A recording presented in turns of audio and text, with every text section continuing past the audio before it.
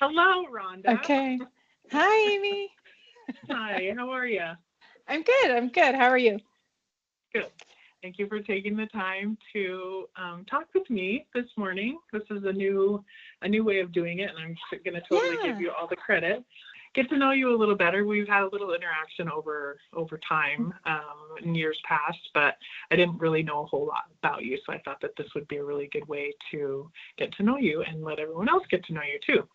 So I guess the first question that I have is just tell us a little bit about you, your family, your Mm, pets, whatever you want to share.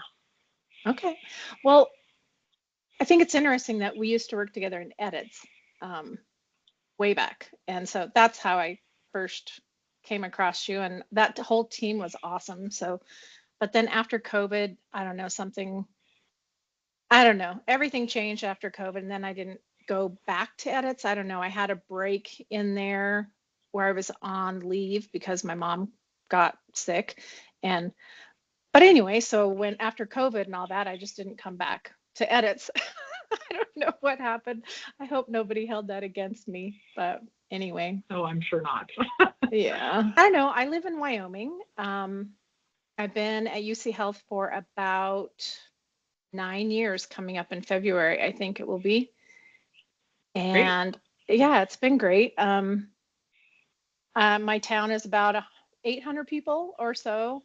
And we have an acre of land and we got goats for next door neighbors. And um, I don't know, I just really like it here. All the typical stuff. I'm married, I got a couple kids, we've got a handful of grandkids.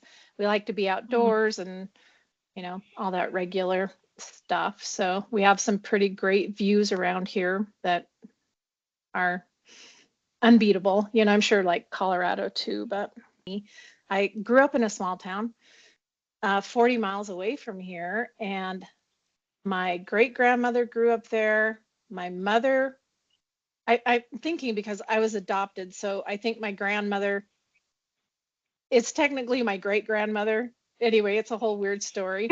But so I have like four generations that grew up in the same area. And so it's just really home for me. We really enjoy it here. It's quiet and comfortable and people are where you can really know your neighbors and helpful.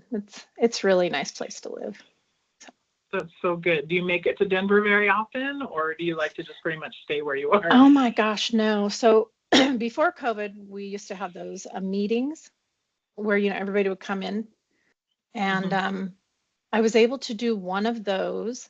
And Lori Town picked me up because I was terrified. Like, I don't even know how I'm going to get to the building or anything. So she picked me up and we roomed at a hotel together. And that was the last meeting that we ever had in person. And I don't know, I don't remember if you were there or not. Yeah, I live in Aurora, so I'm very close to wherever the meetings are, so I always go. But yeah, Yeah. I guess what's your major work function for UC Health? Where do you Yeah. do most of your working? Yeah. I work for clinics. And of course, I think like everybody, I got trained in Work QF, which is OB, urology. I think mostly that's all that's in their birth center. And then Work QG, which has all those fun things in it, like neurology and ortho. And then wound care. And I can only say that wound care is like the bane of my existence. That work Yeah, keeps killing me. I just don't know about not it. fun. Yeah. And then I'm going to train in, I think it's South Wound Care. And Leah said that's a charging work queue, which I've never done before. So that'll be something new for me to learn too. Good. Make new wrinkles in your brain, right? I know it, right? Got to keep Yeah, that thing going. yeah. How did you get into coding? I grew up in a town of 100 people. So when I moved to a town of like 3,000 people, and they have a county hospital here. And I was married young and dumb, and I was bartending, and they built yeah. I mean, there's just no jobs here. Yeah, So, yeah. and I didn't have any skills either. So they built a care center, and I got hired as a ward clerk, just doing typical things like filing. And we still had those big humongous paper charts that were just Yep. enormous. And so I would do assembly and analysis and file progress notes and tab things for people to sign and all that kind of thing. I Mm-hmm. learned Word at that job. That's when they first came out with Word. So that's a long time ago. We started Yeah, on a a bit. IBM typewriter. So yeah, then I got into medical records. They had a part-time file clerk job open. So I got over there, and then that gal helped me get through some training, and she really encouraged me to get my RHIT. And so I did that, and that was good. And so I did all the HIM functions for, I don't know, I ended up spending 19 years in that department. Wow. Yeah. But that's a great basis. If you go from the very beginning of drop filing stuff into charts, Yeah. The paper charts and knowing where things are, that helps you later Yes. on in your career to know where to look for the documentation. That's how I started too. So luckily, having Yeah. someone in your life to say, this is the next step for you to get into coding Right. is invaluable. So, I mean, that's Yeah. what led you here, and you can work from home in a place that you love, and not have to be in the bustle of the big city and still do a job that you love. So Yeah. that's great. Yeah, it really has worked out well. So I got from the county hospital to UCHealth. I don't know, it's kind of reaching the end of my road there, I guess, so to speak. Maybe just feeling like I could do a little bit more, kind of knowing that I would never gain a higher position. I had applied for a few different jobs, like in quality and, some other things that they had open, but they all wanted RN positions, for those jobs. And which I was really bummed about, because we know a lot about data documentation, clinical documentation improvement, and all that. And so I was getting kind of frustrated, and that was really popular. Then they had people recruiting, people were calling your landlines and stuff and really recruiting hard for HIM careers. So there was a gal that went remote. So I tried it.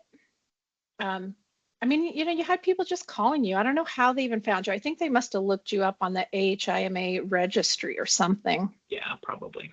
I don't know. But so I was going to go to Indiana, not go to Indiana, but work in Indiana. And that fell through. And so my boss, she was like, oh, you can just come back. Just come back. And I was like, I was so embarrassed. I'm like, I can't go back. So I just, I don't know, I got on LinkedIn and I started really looking for something to do and panicking, because I've never not had a job. I never not had two jobs, most of the time. So yeah, I ended up getting a locums position and then another remote coding position. And one day I was thrift shopping with my mom on a day off or something, and the phone rang, and I thought it was a telemarketer. So so I just, and I was hanging out with my mom, and I almost didn't answer it. And, those guys all sound like used car salesmen, right? Yeah. So, Yeah. yeah. So I was like, oh, this is a crock. It sounds too good to be true. A permanent position with benefits and everything. But anyway, it turned out to be legit. And I applied. They helped me apply. And I did, I guess, like 3 months on probation or what, however that worked out. That was like the deal. Like if you passed your probationary period with the contract company, then you could become a permanent employee. And so that all happened. And yeah, it's been 9 years now. So it's been good. Time flies, right? Yeah, time flies. What's the favorite part of your job? What do you love the most? I like the flexibility the most. This is the most hair and makeup that I ever do for work, right? You got your t-shirt on and your comfy clothes and okay, so something that you're passionate about outside of work. And it's kind of a big thing that you have going there. So yeah. fill us in, and hopefully you can drum up a little business. Oh, well, I don't want to get in trouble or anything, but so when you emailed me these questions, I wrote dry skin is what I'm passionate about. knowing that, what is something that people would be surprised to learn about Yeah, exactly. I formulate skincare products out of beef tallow, and I have a little company called, you call it a company. It's a one-woman show. It's a one-woman circus, basically. It's called the Fat Heifer. We do a fairly good line of, I always say we because it just makes me feel less lonely. you? Yeah. Like a bigger So, corporation. yeah, but it's just me in my kitchen, and I do all the artwork and all the packaging and formulating and social media and accounting and all that stuff. It just keeps my chaotic brain busy. So tell us about that. Your business. What do you sell? Well, we started with a hand cream. I wish I had maybe I have one here. It's my phone's sitting on it, but I'm going to see if I can show it to you. Okay. Anyway, we do a little hand cream, and but I started making that for my grandson, his eczema. So, yeah, if this all works out, I'll try to put a little picture of Santiago up there with all of his eczema cream because it really helped him. And so then we did some other things like a serum and some chapstick and just different things, and it's going pretty well. Awesome. Yeah. I'm excited to try it. I'm going to be reaching out for sure. I have, what is your favorite snack or drink or flavor of ice cream? I'm a Diet Pepsi addict for sure. No coffee, just Diet Pepsi, huh? Oh, both. Okay. Morning, afternoon kind of thing? Yeah, I got to do the coffee in the morning and the Diet Pepsi in the afternoon. Okay, good. Yeah. What about a book or show or podcast that you might be into right now? I really like Weekends with Theo Vaughn. He's relatable enough as somebody that doesn't act like they know it all, and he's entertaining. He's a little bit R-rated, but I can handle it. Yeah. I like a lot of other ones too. I always have my not these headphones, but a different pair of headphones on when I'm working on laundry or whatever else around the house, and I'll do I like Jordan Peterson, Andrew Huberman. I like Mike Rowe. He really reminds me of like Paul Harvey, and my dad listened to that when I was a kid. Yeah, so he was great. Just stuff like that. Okay, good. That kind of gives everybody, me included, something to look for. You kind of get stuck in that rut where you're reading or looking at the same thing. And so I think these have been really helpful. The interviews have been really helpful because it does bring an extra layer of, something that people can look up and do, and that brings us all together too, because we have some kind of commonality. So yeah, I like doing that. Like if you had a book or something in a genre that I wouldn't look at normally, it kind of helps, broaden our perspective a little bit. So I've been trying to do that a little more the last few years, just trying to understand people better, learn a little bit more what's out there. Yeah, that's a nice perspective. Everybody should do that. Do you have anything else you want to add or share? We had a question of a project at work. Yeah. Sorry, I skipped that one.